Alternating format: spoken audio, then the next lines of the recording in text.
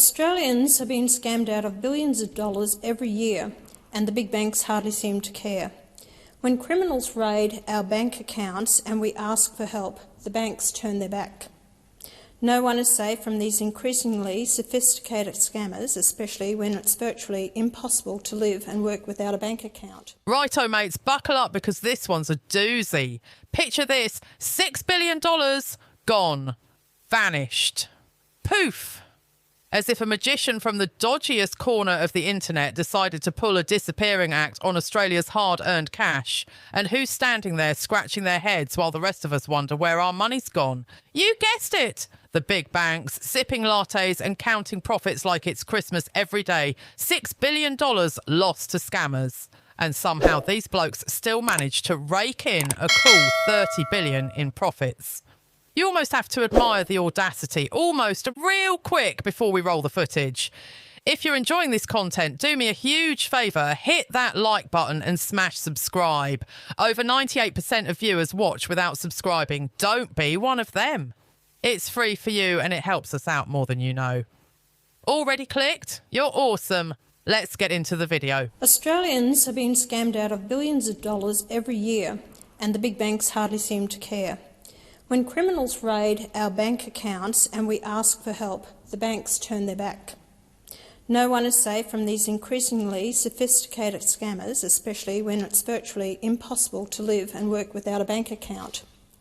Small businesses, pensioners, families, teenagers, they've all fallen victim.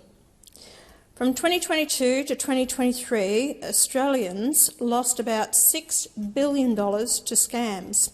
At the same time, the big banks made a combined $30 billion in profits. They've got the resources to protect their customers. They just don't want to. In the next Parliament, One Nation will introduce a bill for a scam victim protection law. Except in cases of gross negligence by account holders, banks will be required to refund scam victims up to $165,000 within 5 days. The bill will include heavy penalties for banks which fail to act, incentivising them to invest more resources in fraud protection. The United Kingdom has recently introduced a similar law. Why hasn't Australia? Because Labor and the Coalition are too weak to stand up to the big banks. They'll always side with the big end of town. One Nation stands for the people, the Australians, who are sick of being ripped off. Australian voters have some stark choices ahead of them at the next election. If they want someone to take on the banks and stop the scammers, they need to back One Nation. Now, let's be honest, most of us Aussies are doing it tough. We're watching our grocery bills skyrocket, our rent bite harder than a saltwater croc, and our bank apps ping us at 2 a.m. saying suspicious transaction detected, like it's just another Tuesday. And when we call up the bank to say, "Oi, someone's nicked me, life savings," what do? They shrug. Maybe send you an email saying they'll look into it, then disappear faster than your funds did. It's like calling your ex for emotional support. You know you're not getting it, but you do it anyway out of sheer desperation. So there's Senator Pauline Hanson marching into the Senate chamber like a one-woman accountability army, ready to grill Penny Wong and the Labour crew for letting this circus go on. Now, remember, Albanese isn't even in the Senate. He's probably somewhere rehearsing lines for the next press conference, practising how to say, "We're working hard for Australians," without blinking too much. Meanwhile, in the upper house, Penny Wong's sitting there, probably hoping her poker face will hold while Pauline fires off questions hotter than a sausage roll fresh out of the servo oven. Pauline doesn't tiptoe. Oh, no. She walks in swinging like a tradie who's just realised his ute's been towed. She starts off laying it bare. Australians have been scammed out of billions. And what are the banks doing? Turning their backs while counting their bonuses. You can almost hear the collective sigh of every Aussie who's ever tried to get their stolen money back. Because let's be real, if you've ever had to deal with a bank's customer service line, you know that by the time you get through, your patience is gone, your hope is gone, and your will to live is somewhere in the recycling bin.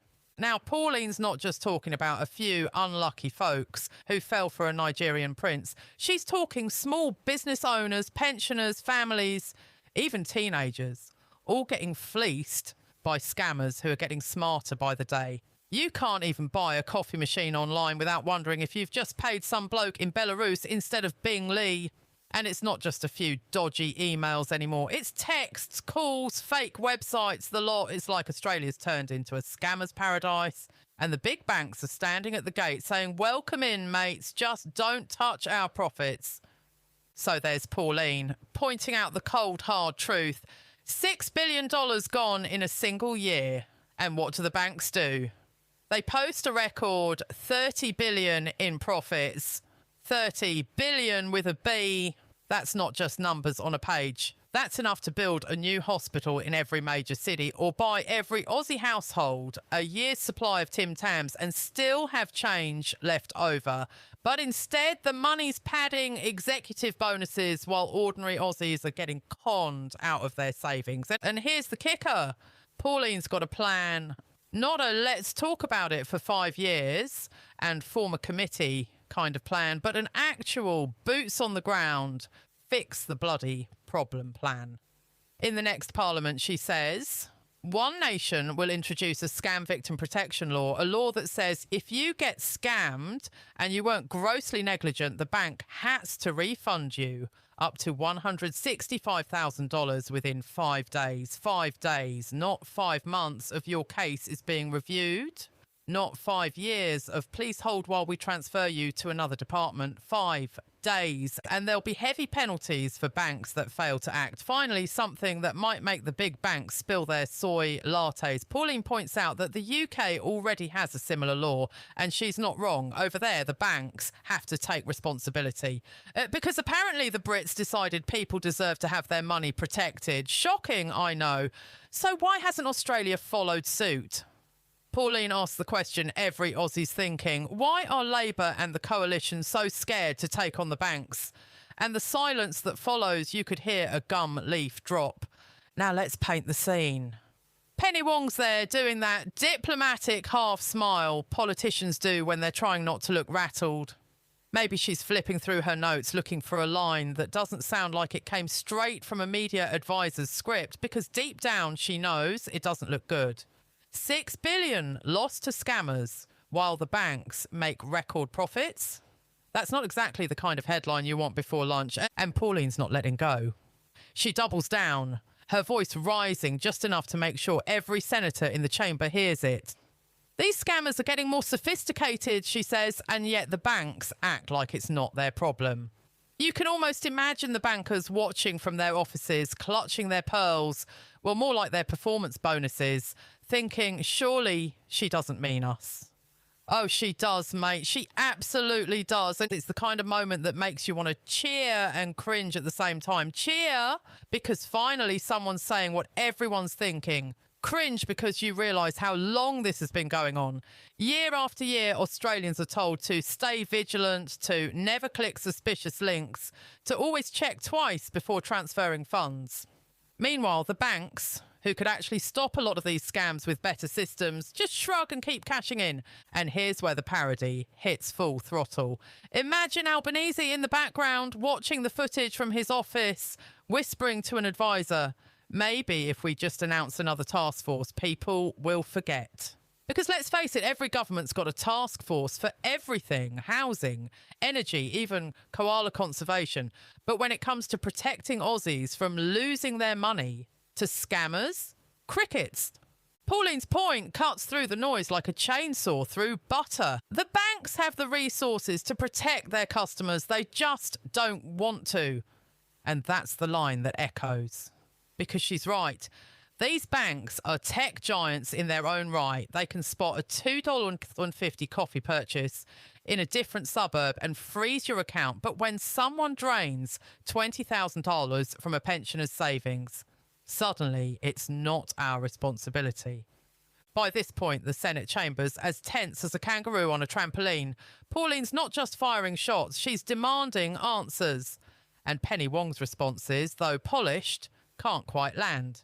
Because there's no easy defence when ordinary Australians are being left behind while corporate profits soar. Pauline presses on, promising that One Nation will stand up for everyday people, not the big end of town. She's saying what many Aussies are quietly muttering at home. If the government won't take on the banks, someone has to. And sure, the parody of it all is that in modern politics, everyone suddenly claims to stand with the people once an issue blows up. But Pauline's speech hits different. It's raw, it's blunt, it's straight from the hip. You can almost picture her holding a stack of bank statements in one hand and a sausage roll in the other, saying, "This is what real accountability looks like, mate." But beneath the humour, there's a real gut punch of truth. Australians are tired. Tired of watching their mates lose money to scammers. Tired of reading the same headlines about record bank profits. Tired of feeling like no one's in their corner when things go wrong. The idea that someone could lose everything and the system just shrugs. It's infuriating. As the speech wraps up, Pauline delivers her final blow. Australians have some stark choices ahead, she says, and you can hear it, the unspoken challenge. Do you want more of the same, or do you want someone to actually take on the big banks? It's not just a question. It's a dare, and whether you love her or can't stand her, you can't deny the impact of that moment. Now picture Penny Wong sitting there, nodding politely, maybe writing a note that says, "Respond later with empathy," while deep down, knowing this debate just lit a fire under the issue. The cameras pan out, the chamber empties, but the question lingers, who's actually protecting Australians from the scammers? Because if the government won't do it and the banks won't do it, then maybe, just maybe, it's time for Parliament to stop talking and start acting. And that, my friends, is how one fiery Senate exchange became a viral moment. Half comedy, half crusade, all Aussie truth. Because in a country where we pride ourselves on fairness, on mateship, on giving everyone a fair go, it's about time the big banks got a bit of their own medicine. So next time you get one of those scam texts saying your package is waiting, click here. Remember Pauline's words echoing from the Senate. Why hasn't Australia stood up to the banks? Maybe, just maybe, that'll be the question that finally gets answered. Until then, keep your passwords safe, your eyes open and your sense of humour intact. Because in the land down under, even our political debates come with a side of satire and a dash of sausage sizzle energy. And as the Parliament doors close and the cameras fade out, you can almost hear it. The collective grumble of Aussies everywhere saying, "About bloody time someone said it." That's the magic of a Senate speech turned national wake-up call. 6 billion lost, 30 billion gained, and one fiery senator who's not afraid to call it how she sees it. Because at the end of the day, whether you're Team Labour, Liberal, or you just vote for whoever promises cheaper beer, one thing's for sure. No one likes getting scammed, and everyone likes a bit of Aussie truth-telling with their politics.